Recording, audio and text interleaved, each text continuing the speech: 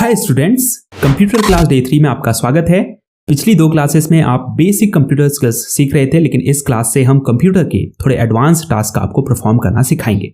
Computer training course की इस class में हम आपको कंप्यूटर में फाइल्स और फोल्डर्स को मैनेज और ऑर्गेनाइज करना सिखाएंगे। ये बेहद ही महत्वपूर्ण स्किल है जिन्हें आपको कंप्यूटर में डेली परफॉर्म करना पड़ता है।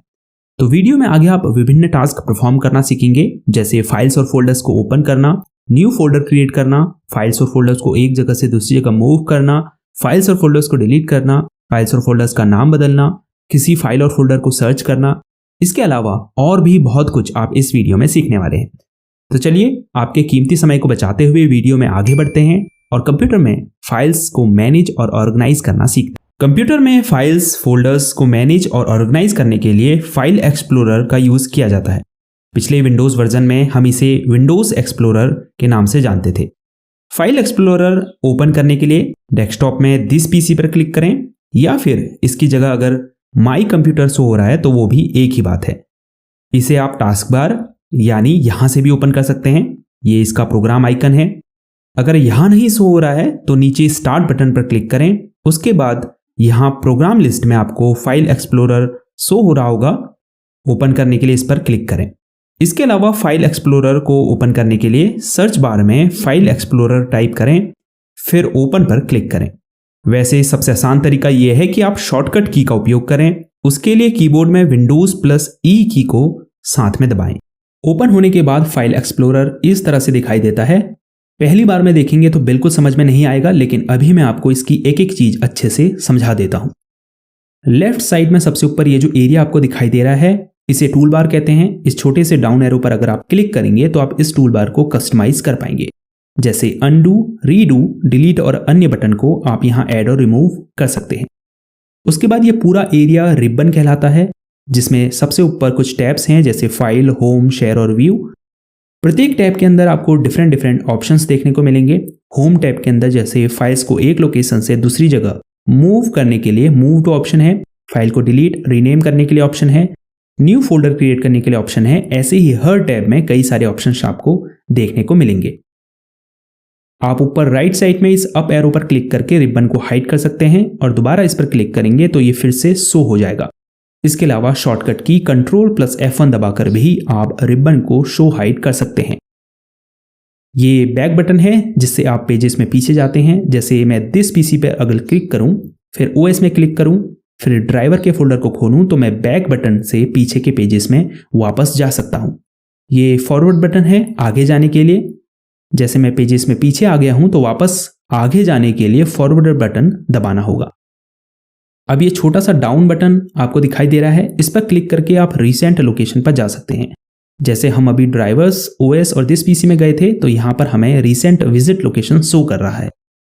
इसके ठीक नेक्स्ट में अप टू एरो है, जिस पर क्लिक करके आप फोल्डर हायरार्की में एक लेवल अप मूव कर सकते हैं।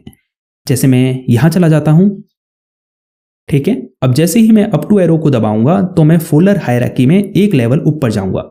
इससे आप ये भी पता कर सकते हैं कि जो फाइल आपने ओपन की है वो किस फोल्डर के अंदर है और वो फोल्डर किस फोल्डर के अंदर है। हालांकि आप एड्रेस बार से भी ये काम कर सकते हैं। जैसे मुझे पीछे के फोल्डर्स में जाना है तो मैं क्रोम पर क्लिक कर सकता हूं, या गूगल में क्लिक कर सकता हूं, या बिल्कुल पीछे जाने के लिए दिस पीसी पर क्लिक कर सकता हूं। अप टू और बैक एरो का यूज कुछ सिमिलर है, बट बैक एरो का यूज आप तभी कर पाएंगे जब आप पेजेस में आगे आए होंगे। जबकि कितने भी सब फोल्डर्स अंदर की फाइल को आपने ओपन किया हो, आप अप टू एरो का यूज करके फोल्डर हायरार्की में ऊपर की तरफ मूव कर पाएंगे। ये एड्रेस बार है, यहां आपको इस फोल्डर का पूरा पाथ शो होता है, या कह सकते हैं एड्रेस शो होता है। इससे पता चलता है कि ये फाइल या फोल्डर फाइल एक्सप्लोरर में कहां सेव है। इसके ठीक बगल में रिफ्रेश बटन है, जिससे आप इस करंटली ओपन फोल्डर को रिफ्रेश कर सकते हैं। ये लास्ट में सर्च बार है, जिससे मैं इस फोल्डर के अंदर मौजूद फाइल्स को सर्च कर सकता हूं, या फिर अगर मैं दिस पीसी में होता तो मैं उसके अंदर किसी भी फाइल को सर्च कर सकता हूं। जैसे मैं टाइप करता हूं ड्राइवर्स और फिर इस एरो पर क्लिक करता हूं तो आप देख सकते हैं ड्राइवर्स से रिलेटेड फोल्डर्स यहां शो हो रहे हैं। अब मैं इस पर क्लिक करके सीधे इस फोल्डर को ओपन कर सकता हूं। तो बेसिकली इससे मेरा टाइम बचता है, ठीक है। तो अब चलते हैं बाएं तरफ, यानी लेफ्ट साइड। ये है नेविगेशन पैन, जिसमें कई मेन फोल्डर्स और आपकी ड्राइव्स शो होती हैं, जैसे C ड्राइव, वन ड्राइव। ऐसे ही क्विक एक्सेस सेक्शन शो हो रहा है। अगर आपको क्विक एक्सेस सेक्शन के अंदर सेव्ड फोल्डर्स या फाइल्स को ओपन करना है तो या तो आप इस पर क्लिक कीजिए या फिर इसके आगे ये जो राइट एरो है इस पर क्लिक कीजिए। अंदर सेव्ड सभी फाइल्स और फोल्डर्स आपको शो होने लगेंगे। वापस इस एरो पर क्लिक कीजिए, ये कोलैप्स हो जाएगा। अब ये कंटेंट एरिया है जहां फाइल्स और फोल्डर्स की लिस्ट आपको शो होती है। तो चलिए अब देखते हैं कि अगर आपको इन फाइल्स और फोल्डर्स का व्यू चेंज करना है तो कैसे करेंगे।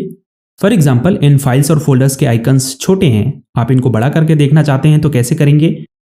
सबसे पहले यहां ऊपर व्यू टैब पर क्लिक करेंगे, फिर लेआउट ग्रुप के अंदर आपको एक्स्ट्रा लार्ज आइकन और मीडियम आइकन वगैरह ऑप्शंस दिख रहे होंगे। जो भी आपको पसंद हो उस पर क्लिक कर दीजिए। आप माउस कर्सर को इन ऑप्शंस के ऊपर ले जाकर देख सकते हैं कि अगर आप किसी पर्टिकुलर ऑप्शन पर क्लिक करेंगे तो फाइल्स आइकन किस तरह से शो होंगे। इसके अलावा आप फाइल्स को शॉर्ट भी कर सकते हैं।